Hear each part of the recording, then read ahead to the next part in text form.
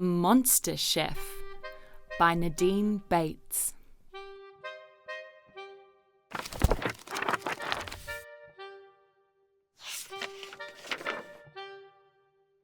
The famous Monster Chef cooks up all kinds of great treats. Some are filled to the brim with pox-ridden meats. His secret stash of warthog farts ensures he makes the tastiest warthog fart tarts.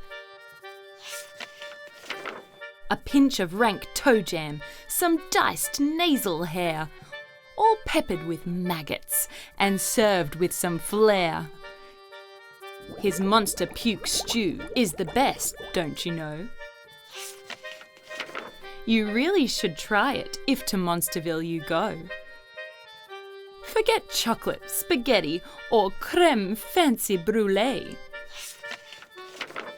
To monsters, they're gross. Yuck. Give them pus balls flambéed. His restaurant is called D-Guts Station, you see. 'Cause guts explode there with ease. They add to the flavour. You should try them with peas. The Monster Chef's shop is always filled to the top with clambering monsters ordering pan-seared crud spots. They call him an artist, a culinary legend, they cry with delight.